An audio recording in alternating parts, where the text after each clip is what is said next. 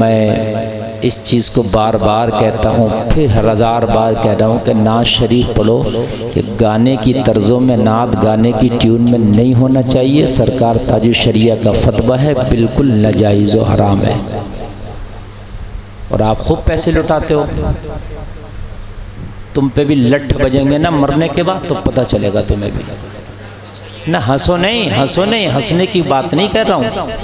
हाँ, अभी मुझसे पहले जो नात शरीफ पढ़ रहे थे, मुझे एक शराबी बना दिया। ये ट्यूने हैं कोई? नात शरीफ पढ़ो, लेकिन ये नहीं होना चाहिए कि गाने की ट्यून में जो है साहब नात शरीफ पढ़ी जा रही है और आप खूब पैसे लुटा रहे हैं। मालूम है आपको, आज यही हमारे जलसों की हालत ने हमें तबाह करके रख दिया।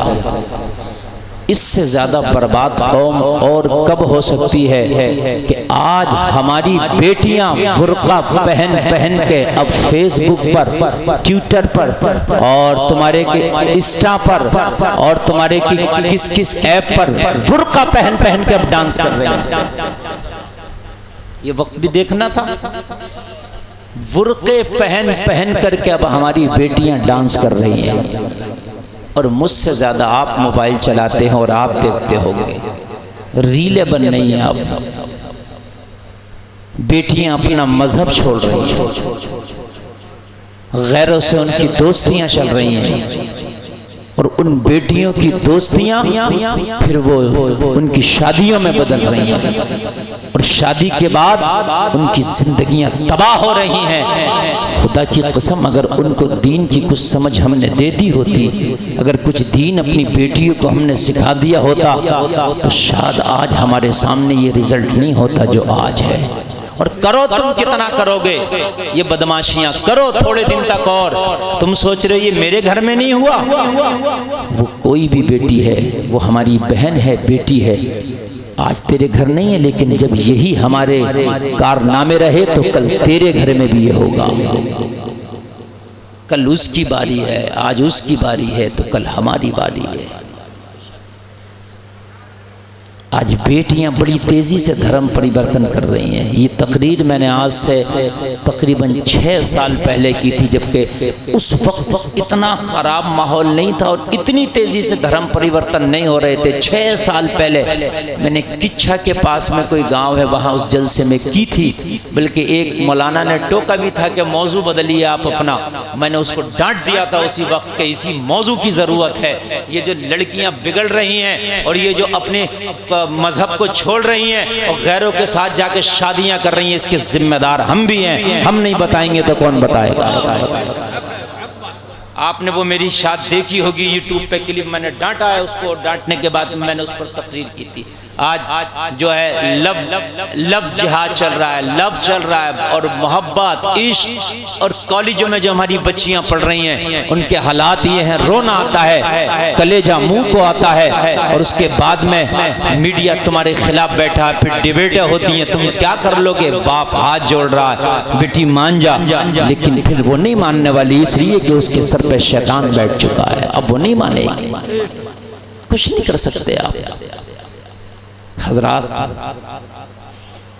आज से 1400 साल पहले मेरे नबी तशरीफ़ लाए थे, हालात ख़राब थे। हालात ये ख़राब तलवारों से मेरे नबी ने ठीक नहीं किए थे, तबलीग से ठीक किए थे। इसलिए कि तलवार चलाने का तो मौका ही नहीं था। हज़रत अबू बकर ने कलमा पढ़ा था, अम्मी खदीजा ने कलमा पढ़ा था, बच्चों में हज़रत अली ने, ज़ैद इब्न हारिसा ने कलमा पढ़ा था। ये चंद अफराद थे, चंद गरीबों ने कलमा पढ़ा था। मुझे बताओ इनकी क्या थी? इन मक्का के हज़ारों के सामने तलवार चलाते, इनके पास तो खाने को भी नहीं था। बिलाल ने कलमा पढ़ा था, जो उमैया का खरीदे हुए गुलाम है, कभी बकरियां चराते हैं, कभी उमैया के कोड़े बिलाल के जिस्म पर पड़ते हैं तो चमड़ी सूख ली जाती है। कभी बिलाल को इतना मारा जाता है कि बिलाल के जिस्म से खून निकलने लगता है। बताओ ऐसे आलम में मेरे नबी ने कैसे कंट्रोल पाया था? ऐसे खराब माहौल में, ऐसा खराब माहौल था, किसी के घर में अगर लड़की पैदा हुई तो उसे जिंदा दफन भी कर दिया जाता था। आपको क्या मालूम है, किसी का शौहर मर गया तो उस औरत के बर्तन अलग करके मुआशरे से उसे जुदा कर दिया जाता था। ऐसे माहौल में मेरे नबी ने कैसे काबू पाया फरमाया था, मुझे जरा बताओ तो सीने पे हाथ रख कर तुम सोचते हो कि यार हम तो बड़े कमजोर हैं, बड़े कमजोर हैं। अल्लाह ने सबसे ज्यादा ताकतवर हथियार तुझे कुरान दिया है, कुरान का इस्तेमाल तो कर, तब ना तेरी पावर आएगी। अब मुझे बता, ऐसे हालात में तलवार का मौका नहीं था ना, तलवार का उस वक्त इन मक्का के गरीबों के पास हैसियत नहीं थी कि ये तलवार चलाते। लोगों, मेरे नबी ने तबलीग की है उस वक्त, और कुरान को लोगों के सामने रखा है मेरे नबी ने, और कुरान का रास्ता जब मेरे नबी ने बताया है, मक्का के उन लोगों ने जो मेरे नबी को गालियां देते थे, जो मेरे नबी को पत्थर मारते थे, जो मेरे नबी के खाने में जहर मिलाते थे, जो मेरे नबी को दीवाना, पागल और मजनू कहते पुकारते थे, जो मेरे नबी का सोशल बाइकाट करके और मेरे नबी का मुआशरे से बाइकाट कर दिए थे, वो लोग जब कुरान का रास्ता देखे और जब मेरे नबी ने कुरान उनके सामने रखा और जब कुरान ने अपना फैसला सुनाया, तो वो खुद कह रहे थे जो हमारा मुआशरा है ये सरापा जिहालत है, जो कुरान का पैगाम है वो सरापा रहमत है। नाराए तकबीर, नाराए रिसालत, माशाअल्लाह। हमारा जो मुआशरा है वो सरापा जहालत है, कुरान का जो पैगाम है वो सरापा रहमत है। ये कौन कह रहे थे? वो मुस्तफ़ा को पत्थर मारने वाले कह रहे थे। ये कौन कह रहे थे? मुस्तफ़ा को गालियां देने वाले कह रहे थे। ये कौन कह रहे थे? मुस्तफ़ा का सोशल बाइकाट करने वाले कह रहे थे। ये कौन कह रहे थे? लड़कियों को जिंदा दफन करने वाले कह रहे थे। ये कौन कह रहे थे? ये वो कह रहे थे जिनके यहाँ जहालत ही जहालत के दौर दौरे थे। मेरे नबी ने जब कुरान को सामने पेश किया, मक्का के लोगों, फैसला तुम्हारे हाथ है, मोहम्मद को ना मानो, आप मोहम्मद को गालियां देते हो, देते रहो, आप मेरे खून के प्यासे हो, बने रहो, लेकिन फैसला तुम्हारे हाथ है। एक तरफ मैंने कुरान रख दिया है, एक तरफ तुम्हारे मुआशरे की जहालत है, फैसला तुम्हें करना है कि कुरान सही रास्ता लाया या तेरा रास्ता सही है। वो खुद कह रहे थे हम जिहालत पर हैं, कुरान रहमत पर है। सुभान अल्लाह, सुभान अल्लाह। लेकिन कुरान पेश किया था मेरे नबी। तुमने कितना कुरान पेश किया? तुम अपने घर में अपनी बेटियों को कुरान नहीं पेश कर पा रहे हो, नहीं कर पा रहे हो। ये जिम्मेदारी थी और ये बहुत बड़ी साजिशें हैं तुम्हारे साथ में, बहुत बड़ी साजिशें हैं।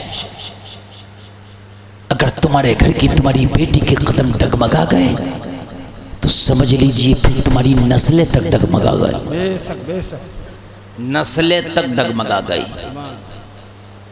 और औरत के सर पे जो भूत चढ़ता है ना, वो फिर नहीं उतरता।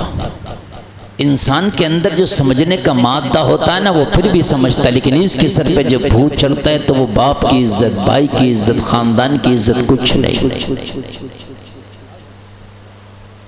हमारी अवाम का हाल बड़ा ख़तरनाक है मेरे भाई। खुदारा खुदारा अपने आस पास का, अपने पड़ोस का जायज़ा लो, मुहिम चलाओ, कुरान का पैगाम लोगों के सामने पेश करो।